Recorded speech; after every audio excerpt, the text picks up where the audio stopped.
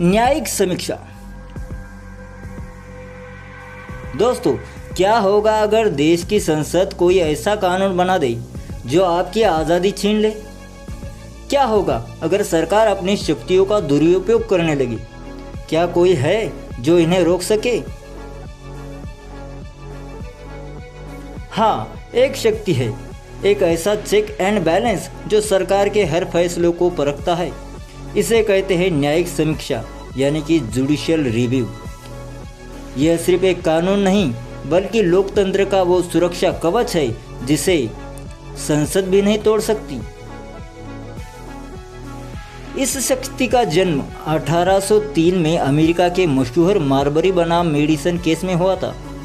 भारत में हालांकि संविधान में न्यायिक समीक्षा शब्द का सीधा जिक्र नहीं है, लेकिन अनुच्छेद 13 चीख चीख कर कहता है कि कोई भी कानून अगर मौलिक अधिकारों के खिलाफ हुआ तो वो शून्य माना जाएगा। कोर्ट इसे संविधान की मूल विशेषता, बेसिक स्ट्रक्चर मानता है, जिसे संसद संशोधन करके भी नहीं हटा सकती। न्यायमूर्ति सैयद शाह मोहम्मद कादरी ने इसे 3 श्रेणियों में बांटा है।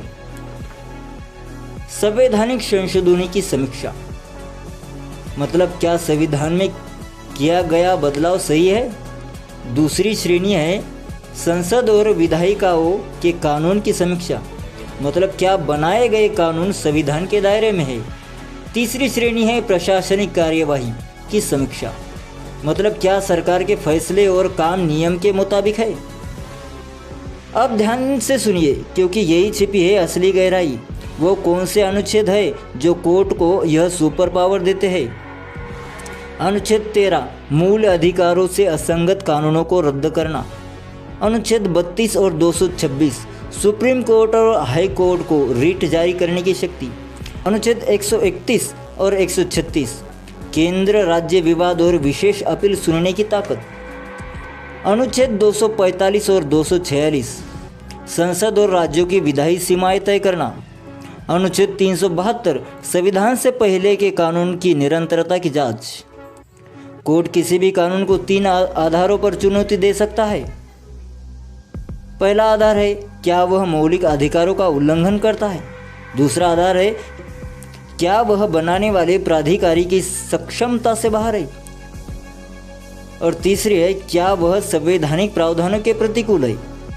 एक वक्त था जब सरकारें कानून को 9वीं अनुसूची में डाल देती थी ताकि कोर्ट उन्हें छू न सके, लेकिन 2007 के IR कोहेलो केस में सुप्रीम कोर्ट ने ऐतिहासिक फैसला सुनाया। कोर्ट ने कहा कि 24 अप्रैल 1973 के बाद 9वीं अनुसूची में डाले गए किसी भी कानून की न्यायिक समीक्षा हो सकती है अगर वो मौलिक अधिकारों या मूल ढांचे को चोट पहुंचाते हैं। इन मामलों में कोर्ट ने बार बार साबित किया कि संविधान ही सर्वोच्च है। 2015 में तो कोर्ट ने 99वें संविधान संशोधन को असंवैधानिक घोषित करके सरकार को चौंका दिया था, क्योंकि यह न्यायपालिका की स्वतंत्रता को प्रभावित कर रहा था। तो दोस्तों, न्यायिक समीक्षा कोई रुकावट नहीं है, बल्कि यह सुनिश्चित करती है कि देश कानून के शासन से चले, न कि व्यक्तियों के शासन से। यह संघीय संतुलन बनाए रखने और आपके अधिकारों की रक्षा के लिए अनिवार्य है। क्या आपको लगता है कि न्यायिक समीक्षा से कोर्ट बहुत ज़्यादा शक्तिशाली हो गया है? अपनी राय कमेंट में ज़रूर लिखें और अगले चैप्टर न्यायिक सक्रियता के लिए तैयार रहिए। चलिए मिलते हैं अगले वीडियो में, तब तक के लिए धन्यवाद। जय हिंद।